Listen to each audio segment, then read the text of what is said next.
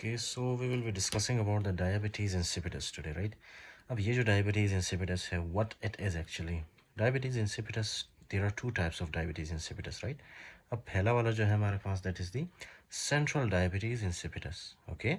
And दूसरा वाला जो है that is the nephrogenic diabetes insipidus, right? Okay. First of all, I will explain for you the normal physiology, right? And then we will go in the diabetes insipidus कि वो होता क्या है. Can you see this person? This is a person, okay? And ये इसका brain है, okay? अब brain के अंदर जो है ये आपको दिखाई दे रहा है, right? This is the hypothalamus, right? Hypothalamus से क्या hang कर रहा है ये black color का? This is the pituitary gland, right? अब इसी को मैं यहाँ पे थोड़ा सा बड़ा करके बनाता हूँ so that I can explain it, right? For example, this is your hypothalamus, okay? This is your hypothalamus. अब हाइपोथैलेमस से मैंने आपको बताया था क्या हैंग कर रहा होता है, यहाँ से pituitary gland. Okay, now listen very carefully. This that you can see, right, this is the posterior pituitary. This is the posterior pituitary and this is the anterior pituitary gland. Okay, अब ये जो आपको नज़र आ रहा है, this structure is called is the hypothalamus. Fine, hypothalamus. Now you must remember one thing, hypothalamus के अंदर एक न्यूक्लियस होता है, राइट? हाइपोथैलेमस के अंदर एक न्यूक्लियस होता है यहाँ पे. That nucleus is called is the supraoptic nucleus. Fine, that nucleus is called is the supraoptic nucleus. Supraoptic nucleus. उसके बाद यहाँ पे भी एक और न्यूक्लियस होता है which is called is the paraventricular nucleus. Okay, paraventricular nucleus. Paraventricular nucleus एक और न्यूक्लियस होता है जिसको हम क्या कहते हैं, paraventricular nucleus. Okay, paraventricular nucleus, right? Now you must remember one thing. These two nucleus that we have, one is supraoptic nucleus, the next is paraoptic nucleus, right? Paraventricular nucleus. ये क्या करते हैं, ये जो है ना कुछ सिक्रीशंस के थ्रू इस तरह से आके पोस्टीरियर पिट्यूटरी को स्टिमुलेट करते हैं. ओके, पोस्टीरियर पिट्यूटरी ग्लैंड को स्टिमुलेट करते हैं. जब ये पोस्टीरियर पिट्यूटरी को स्टिमुलेट करते हैं, do you know what it releases? ये रिलीज करता है दो चीज़ें. Okay, fine. एक हमारे पास है oxytocin, right? One is oxytocin, right? And the second one is the ADH or anti-diuretic hormone, which is also called as the vasopressin. Okay, fine. So this is what happens. आपके पास है supraoptic nucleus. जब supraoptic nucleus stimulate होता है ना, supraoptic nucleus जब stimulate होता है, सो ये पोस्टीरियर पिट्यूटरी ग्लैंड को स्टिमुलेट करता है, फिर पोस्टीरियर पिट्यूटरी ग्लैंड ADH या वेसोप्रेसिन रिलीज करता है. इसी तरह जब पैरावेंट्रिकुलर न्यूक्लियस स्टिमुलेट होता है, सो ये पोस्टीरियर पिट्यूटरी ग्लैंड को स्टिमुलेट करता है, फिर एक ऑक्सीटोसिन रिलीज होता है, राइट? ओके, अब ये जो सुप्राऑप्टिक न्यूक्लियस है इसको कौन स्टिमुलेट करता है? Let me make a concept for you, right? Right, for example, this is a glass of water. Okay, this is a glass of water. This is a glass of water. Okay, अब इस glass के अंदर मैंने क्या डाला है? एक तो मैंने वाटर डाला. Okay, fine, H2O. उसके साथ साइड पे मैंने क्या किया, इस ग्लास के अंदर मैंने जो है शुगर भी डाल दिया. ओके, ये देख रहे हो आप, sugar. And these are the small particles of the sugar. Okay, sugar molecules. ये आपके पास क्या है, शुगर. अब ये जो शुगर आपको नज़र आ रहा है, राइट, एक गिलास पानी में, this sugar is called is the solute, right? 2 चम्मच जो मैंने शुगर डाले थे, दैट 2 चम्मच sugar is called is the solute. Fine. और मैंने किस में डाली ये सोल्यूट? वाटर के अंदर. इसी तरह से सेम कॉन्सेप्ट आपके ब्लड वेसल्स में. Let me explain it for you.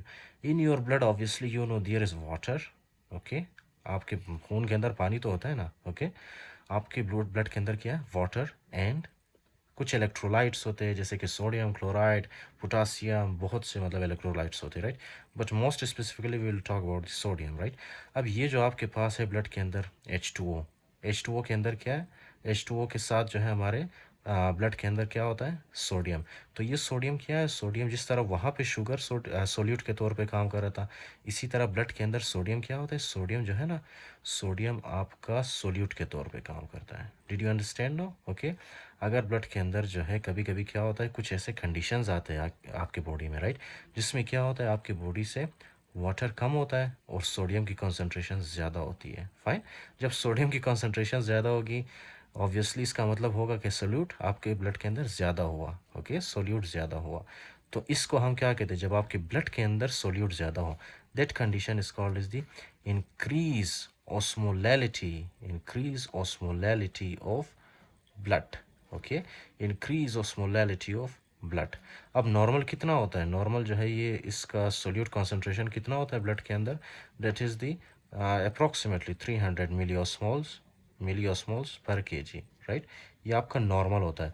लेकिन कभी कभी क्या होता है, जब सोडियम ज़्यादा होता है बॉडी के अंदर, ओके, सो ये क्या होगा, सोडियम और कुछ अदर इलेक्ट्रोलाइट्स जब ज़्यादा होते हैं आपके ब्लड के अंदर, तो ये 300 को क्रॉस कर जाते हैं। फॉर एग्जांपल 350 बन जाते हैं या 400 मिली ऑस्मोल पर केजी, राइट, इस तरह से। तो इस कंडीशन को हम क्या कहते हैं, हाइपर ऑस्मोलरिटी, ओके। जब हाइपर ऑस्मोलरिटी होता है ना, तो क्या होता है, हाइपर ऑस्मोलरिटी जैसे ही होता है, ये हाइपर ऑस्मोलरिटी को कौन सेंस करता है, आपका सुप्राऑप्टिक न्यूक्लियस। फिर सुप्राऑप्टिक न्यूक्लियस क्या रिलीज करता है आपके पास, एंटी डायूरेटिक हार्मोन और vasopressin. Listen very carefully, this is very conceptual, okay. तो ये क्या रिलीज करता है, एंटी डायूरेटिक हार्मोन। क्यों रिलीज हुआ एंटी डायूरेटिक हार्मोन, क्योंकि सोडियम की कॉन्सेंट्रेशन ज़्यादा हुई थी ब्लड के अंदर और वाटर की कॉन्सेंट्रेशन कम हुई थी। और हमने क्या करना होता है, बैलेंस करना होता है दोनों को, ओके।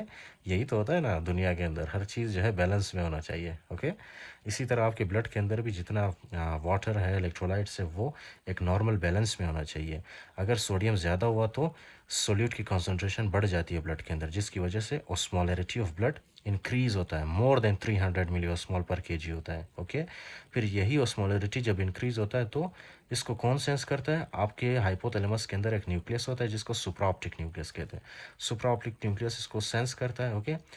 वैसे ही बता रहा हूँ कि ये जो है आपका हाइपोथैलेमस का एक पोर्शन होता है, वो सेंस करता है इस ऑस्मोलरिटी को, ओके।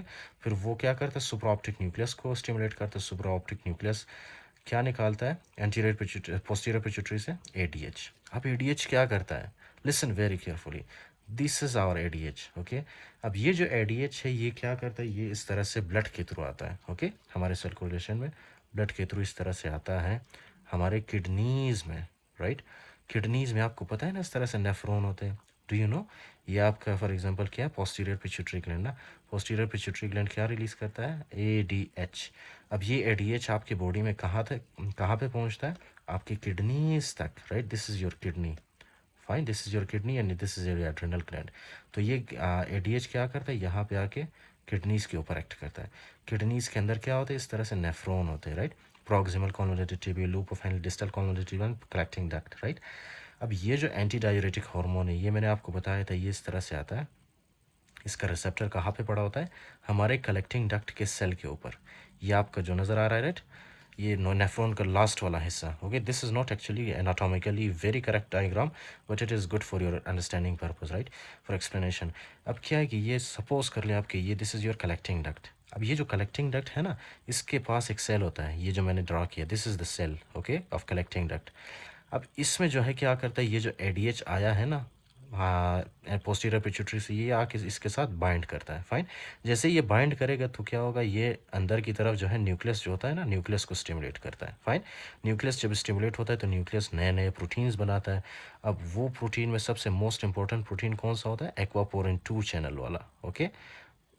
एक्वापोरिन 2 चैनल, इसका मतलब ये है कि एंटी डायूरेटिक हार्मोन जैसे ही अपने रिसेप्टर के साथ बाइंड किया, रिसेप्टर के साथ बाइंड करने की वजह से क्या होगा, ये जो आपका नेफ्रॉन है इसमें क्या होगा, इसमें जो है एक चैनल बन जाएगा, ओके। एक नहीं बल्कि बहुत ज़्यादा चैनल्स बनेंगे, बहुत ज़्यादा चैनल्स, ओके। अब इस चैनल का नाम क्या है, एक्वापोरिन 2 चैनल, एक्वापोरिन 2 चैनल। अब ये जो एक्वापोरिन 2 चैनल है इसके नाम से ज़ाहिर होता है, एक्वा का मतलब क्या है, वाटर, ओके। अब इनका काम क्या है कि ये आपके फॉर एग्ज़ाम्पल ये जो आपका नेफ्रॉन है ना, यहाँ से जितना भी वाटर आता है इसको यूरिन में जाने नहीं देता, बल्कि यहाँ से इसको रीअब्ज़ॉर्ब करता है, यहाँ से इसको रीअब्ज़ॉर्ब करता है, यहाँ से इसको रीअब्ज़ॉर्ब करता है वाटर को, ओके। ये देख रहे हो आप, सारा वाटर जो है ना हमारे बॉडी के अंदर वापस इस तरह से रीअब्ज़ॉर्ब होके आता है। फिर यहाँ से ये वाटर कहाँ पे जाता है, ये वाटर जो रीअब्ज़ॉर्ब हो चुका है, this will again go into your blood, okay.